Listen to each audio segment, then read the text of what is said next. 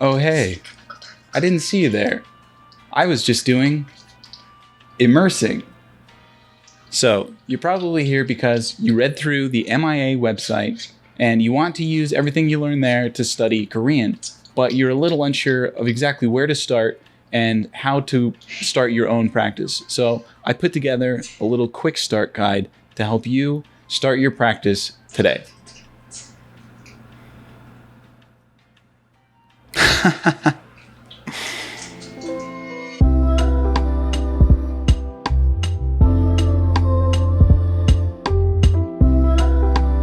The reason I wanted to make this video was to help share some ideas for how to start your own routine using MIA to study Korean. So if you haven't already read the MIA website, go over to massimmersionapproach.com and get up to speed on the basics of everything over there, because everything that I'm going to talk about in this video assumes that you've already understood at least the general outline and the different major points of the mass immersion approach before continuing on with this video. If you're not a complete beginner to learning Korean, but you're new to the mass immersion approach, you should still find some useful information in the video, but I'm going to frame everything so that a brand new beginner can get started from watching this video and reading the MIA website. This is by no means a comprehensive guide, but it should be enough ideas for you to get started with building your own routine. And the most important part of building your daily routine is to just do something that you can show up and do every day, at least a little bit, so that you can start building these habits and then continue to evolve them over time. The three main topics we're going to cover in the video today are going to help form the base of your daily routine. The first one is grammar, which helps to increase the comprehension of the input that you're getting. The second is vocab, which helps to build the sort of core foundation of your Korean comprehension. And the third is the immersion materials themselves, where you are discovering your immersion and some different ideas with that. After I cover the three main points, I'm going to go over some tools at the end of the video that are totally optional, but you may find interesting if you're into that sort of thing. And I will finish out the tools section with my favorite tool of all, so stay tuned for that. Now, with all the intro stuff out of the way, let's get into the first topic. It almost goes without saying, but if you really are a brand new beginner to learning Korean, your first step is going to be learning Hangul. So my favorite resources were YouTube videos, especially ones with native Korean speakers who go over each part of the alphabet and pronounce everything clearly. So there's really no best place to go for this. There are millions of sites all over the internet, tons of resources. So pick a few, keep going until you learn Hangul. So while you're learning Hangul though, you can still start your immersion habits and start with watching maybe 20 or 30 minutes a day, at least, of native Korean content.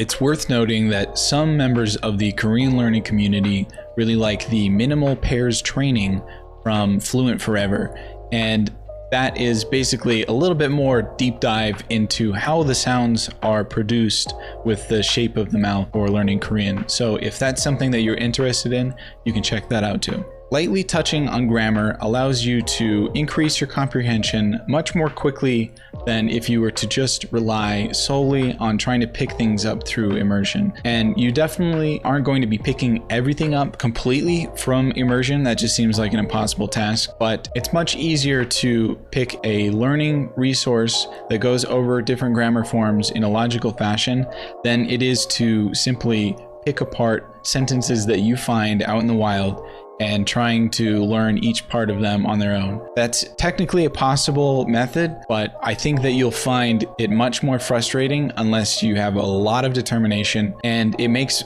a little bit more sense to go with a structured grammar approach. As with Hangul, all of the grammar resources are essentially covering the same topics, so it doesn't matter too much which ones you choose as long as they make sense to you.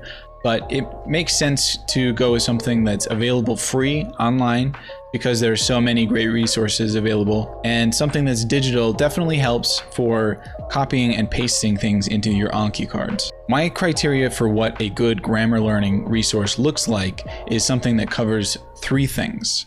1, it introduces the grammar structure. 2, it explains what that grammar structure means and how it's used. And 3, provides sample sentences. So when you learn what it looks like, you understand how it's used, and you can see it in context, then you've pretty much covered as much as you need to know, and you will rely on discovering that in your immersion over and over again, which is something that you'll do because the things you cover in early grammar courses are going to be very common.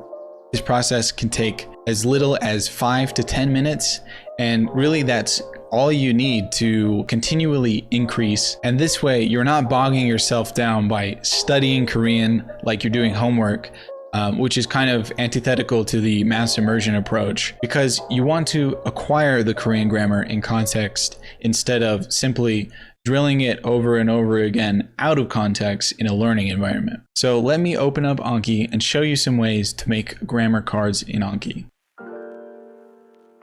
Okay, I'm going to show you how fast and easy it is to make a card for your grammar. How you make a card is just by clicking add when you're in Anki.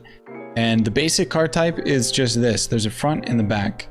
And so that's really all you need to get started. And if you want to learn more about it, it's easy to find resources. You can make the cards prettier. You can add more fields by clicking here and adding fields. But really, all you need to start is this. So you can grab your grammar source. I tend to use Talk to Me in Korean a lot because it's very simple, bite-sized lessons. They tell you what the grammar form is that you're learning.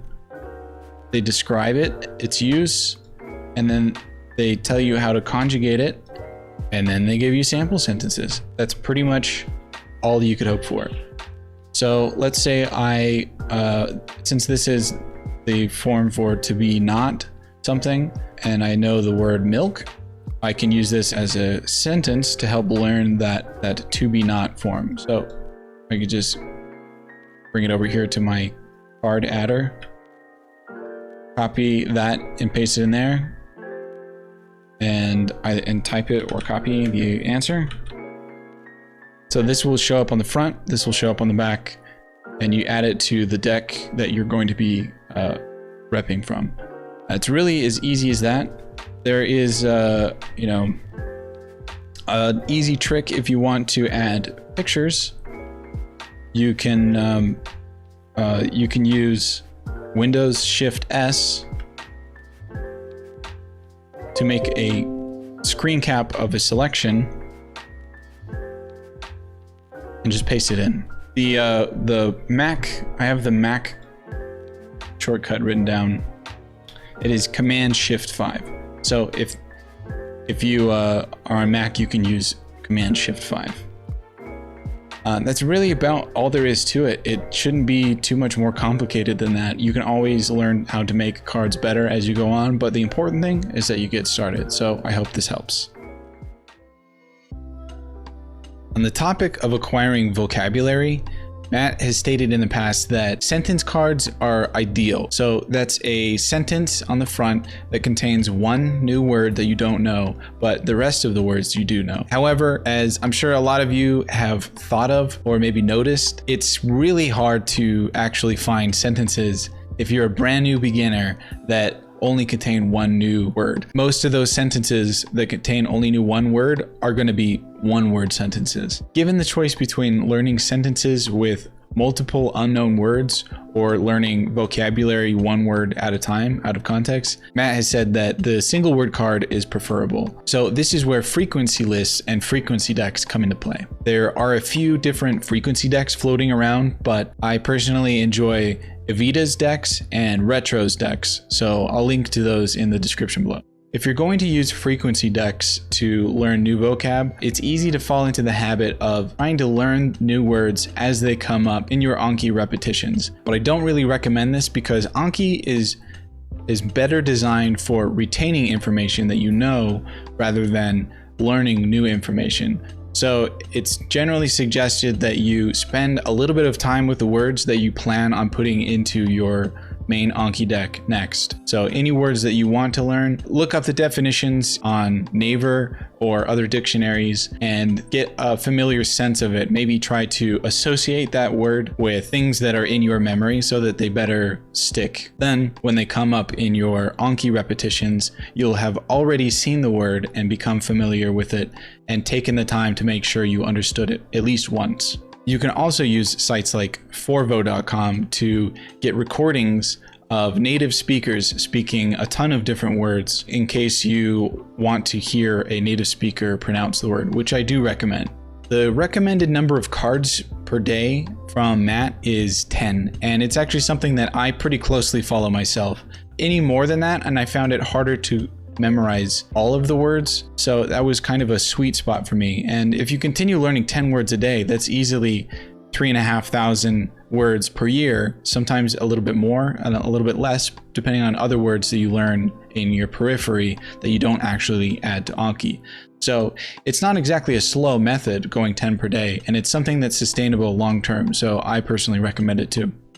So the vocab Anki card, generally speaking, is going to be pretty simple. You want the Korean definition with audio if you have it on the front, and then the translation of either the complete sentence or just the translation of the one word that you are trying to learn on the back. Now, I did mention that sentence cards are seen as ideal, and there's nothing stopping you from actually making sentence cards from stuff that you find in your immersion. If you do find a sentence that has only one unknown, or if there's a simple interjection in the content, say if you're watching a drama and somebody makes a comment and it's just one word and you want to learn that, that's totally an ideal situation to be adding vocab to your deck. So try that out too. Your ultimate goal while using MIA to study Korean is going to be to immerse as much as possible throughout any given day, and then to add as much passive immersion on top of that as you can. But for most people, at least most normal people, it's going to be way too much to try to add 5 hours of Korean drama listening and then 10 hours of passive immersion using other sources. It's just not going to be feasible for very many people. So I do recommend picking out a small time in your life where you can devote to just that and start building a daily habit, something you can fit into your routine so that you can make immersing a long-term habit. Because if you continue learning Korean, it's going to be years of improvement to reach a high level of fluency. One trick I can highly recommend, though, that I use all the time is to pick one habit throughout your day that you sort of hijack and convert into a new habit. So it's much easier to change a habit into something else than it is to completely stop and break a habit or to start a new one from scratch. So this way, if you are somebody who, say, comes home after work and immediately watches YouTube or immediately plays a video game or something, whatever that routine is that you are going through on a daily basis, just simply switch that over to 30 minutes of Korean active immersion. So take a look at your daily routine and see if you can switch some of those habits over to active listening. One of my personal favorite sources for immersion is to use a YouTube account that is Korean only. So Matt made a really great video about this, and I will basically just link to that in the description because he explains everything perfectly well, and you can watch that if you're interested. The other thing I like to do is, while I'm on YouTube, when I find a profile that I like, say there is a YouTuber who makes video game gameplay videos, you can look on the right hand side of their channel page and see all of the other YouTubers in the same community. So if you find one YouTuber that you like, you can go there and pick out other YouTubers. I know it can be hard to find content sometimes when you don't know all the words to search, you don't know what Koreans are typing to find the things that they find. So that's one way to sort of browse and surf the YouTube community. On YouTube, my favorite content is web dramas. And as a beginner, it's hard to find content that is relatively simple for you because most of the Korean speech just feels way out of your league for quite a while.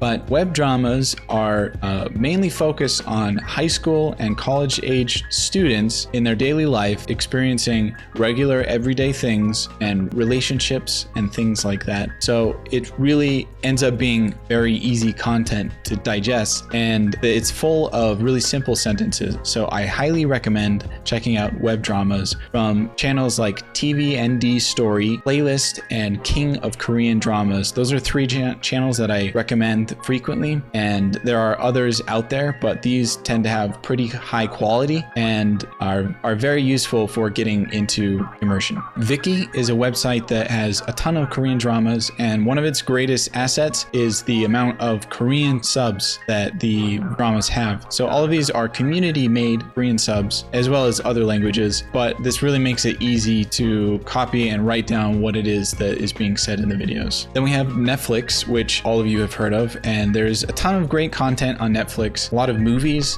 which can be really nice to get into every once in a while, as well as plenty of dramas and other TV shows. VLive is a website and app that some of you have heard of that primarily focuses on a lot of idol related content. So idols doing live Q&As or hangout sessions and stuff, or streaming events being broadcast to VLive. These videos also often have Korean subs, so that's worth checking into. And finally, I won't cover webtoons or other written content very much because I don't think that as a very early beginner, you're going to get much use out of trying to read content that is made for natives. Just so much out there. It's going to be hard to find sentences, and it can be a bit of a drag when you're still trying to learn how to read Hangul and getting better at reading Hangul. So I do think that you get plenty of reading practice just through trying to read subs as they come up, and then also reading your Anki repetitions, enough to get you down the road. And you can come back to looking at webtoons, which are full of short sentences, as well as other written materials later on.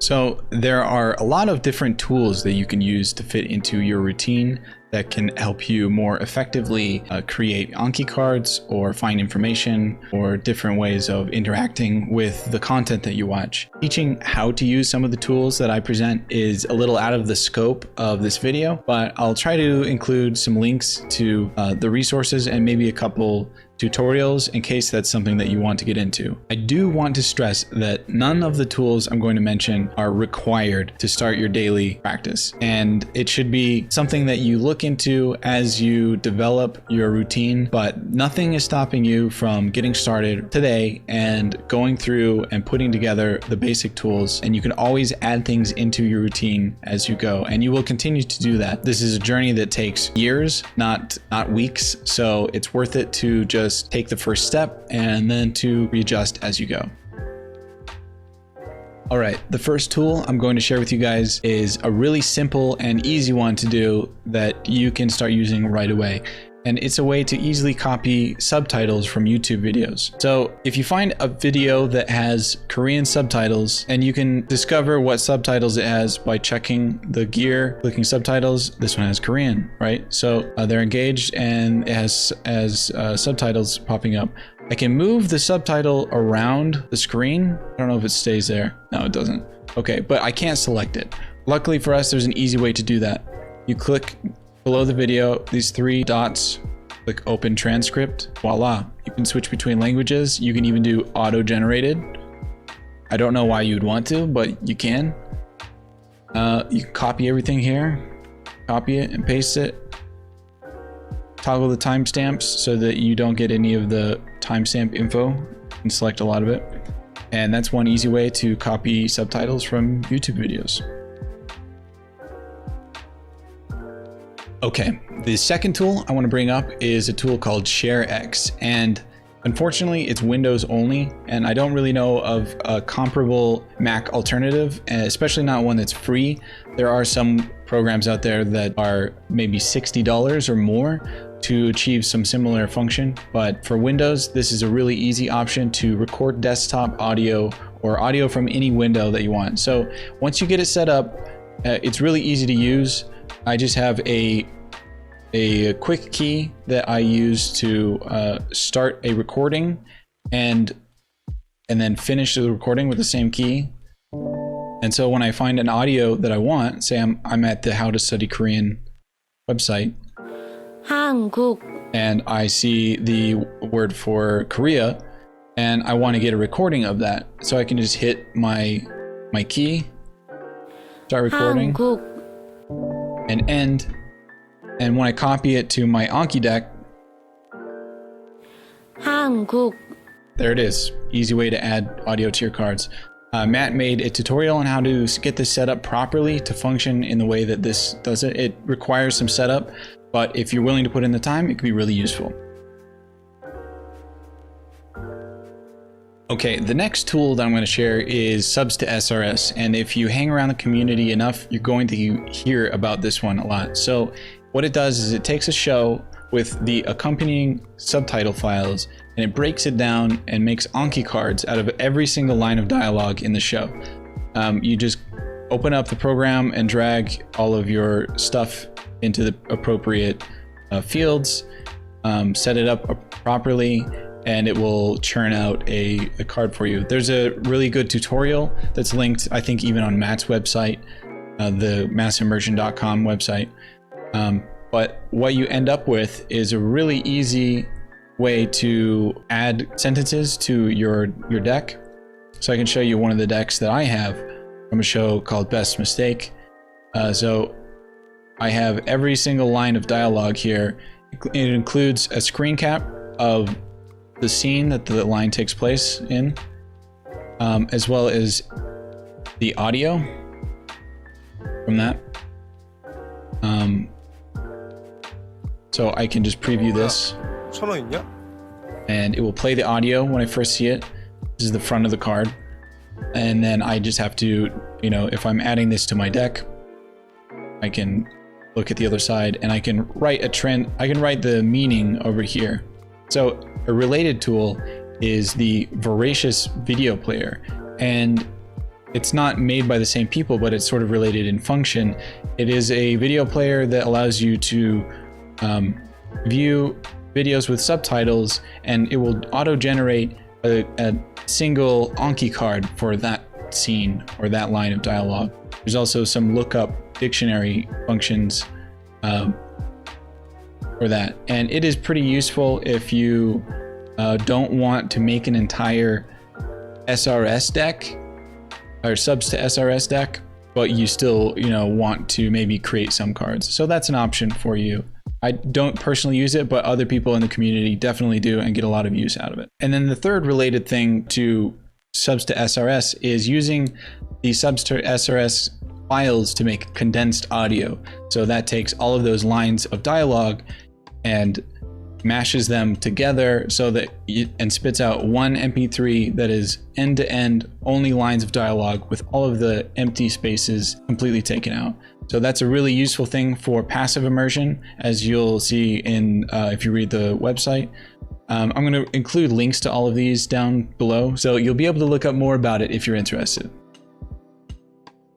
And one of the last tools I want to talk about is something that's a little bit more technical and is not going to be something that is for everybody, and that's Youtubedl. So what it allows you to do is download videos from an internet player such as YouTube or Viki, as well as the associated subs for that video. Now, the base program is a command line program, and that requires you to type in the commands and run the program that way. But there is a graphical user interface available for Windows that retains most of the function and works pretty well if that's something that you look into. It's a little bit too technical for a lot of people, but for those who are interested enough to dive into it, it can be really helpful. It's also worth mentioning that you shouldn't use Youtubedl to upload and distribute material that isn't yours. Finally, the tool I mentioned earlier that is my favorite for learning Korean through the MIA is definitely the community involved. And it may seem a little silly, but that really has been the most help for me. And you can find them on Reddit and on Discord. I'm going to have a link to the Reddit description. So if you are really interested in the MIA stuff with Korean, then you really got to go check out the community. There's a lot of people joining every day. A lot of people are really excited that it's kind of growing and that we're pooling resources together and trying to make all of this a little bit easier for each other. So if you're into that, definitely go check it out. That just about covers it for this video. So I hope that wasn't too much information for you. The point is not to do all of it, just try to pick out what is going to be doable for you from the start and then come back to the things that look interesting later. So if you want to tell me that you found the video useful for you, definitely press the like button. If there's a beginner-friendly strategy or tool that I didn't cover in the video that you think is important, definitely let me know about it in the comments. I'm always looking to gather more information about it, and anything that we can help pool together for resources is good in my book. And if you want to see more videos from me, please consider subscribing to the channel, because that's the best way that you can communicate to me that you want to see more of my content. So thanks for watching. I really hope this was helpful. I really enjoyed putting it together, and good luck on your Korean learning journey.